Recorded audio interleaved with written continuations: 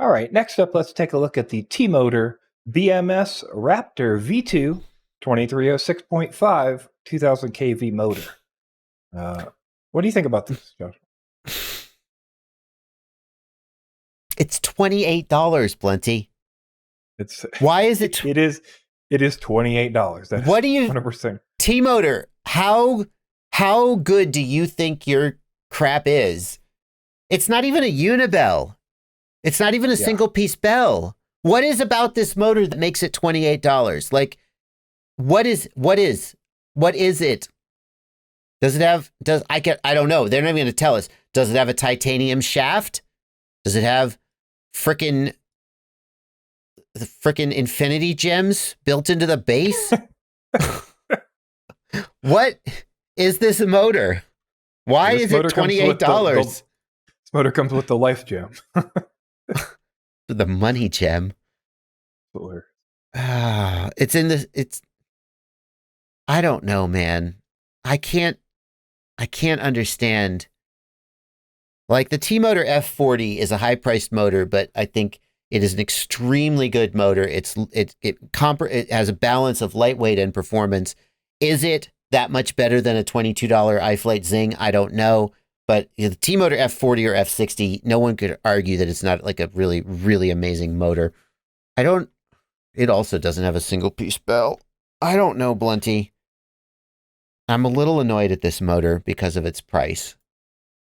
Yeah, do you think it's possible that this has anything to do with the shortages? Like, this is just a new thing, or they're just trying to charge us $28 for what looks like a normal 2306 motor? Like you said, there's not even specs. I went to their website, and like they don't talk about like any materials that it's made with, or like, yeah, very, very bare bones. Yeah, what kind of bearing does it have? What technology is in it? I don't know. iFlight Zing 2, $20.99, $20.99. Blunty. Yeah, okay, back ordered. Fair enough. Single piece bell, beautiful machining. 7075 aluminum, lighter, O-ring bearing protection. Maybe the Raptor motor has that too. I don't know. Right. I think it's a titanium shaft. Yeah, titanium alloy shaft. NSK bearings. $21. Tell me why this is a $28 motor, except that, T-Motor would like you to pay $28 for this. I'd like you to subscribe to my Patreon for $100 a month.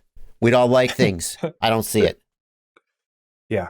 Sorry, T-Motor. I have to say, like, we talked about this in past, episodes of this, but if you really think about it, I feel like at this point, you need to have a 3-sentence blurb that explains why I would pay $7 extra for your motors, Well, Blunty, they analyzed each component in detail to find new ways to extract the next level of performance. Does this Zing 2 motor extract the next level of performance? I don't see it where it says that. Actually, they've been upgraded with a higher standard of performance and manufacturing. So I guess it's just a question of whether that's worth. They got the next level. Zing is the higher per level. This is the next level. I guess that's worth $8 more. I don't know. All right, moving on. We need to make a bingo card system for this. Well, I'm sorry.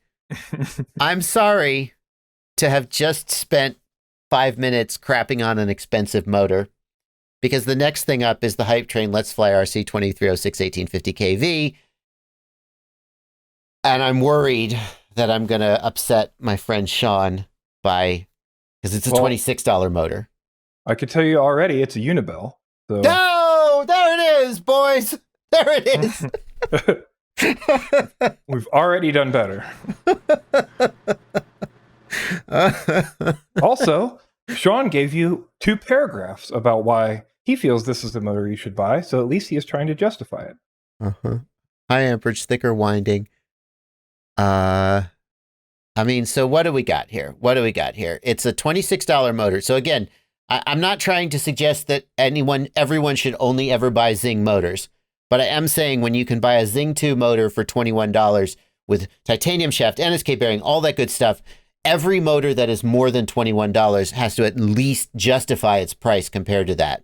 And I think there's a lot of intangibles when people make motors, especially 2306 motors, which are kind of just a dime a dozen these days. So he picked the KV.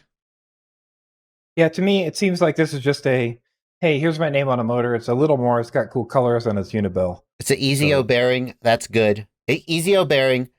Doesn't say whether it's a titanium shaft. It's a single. It's a cool design. Some people are going to like the colors.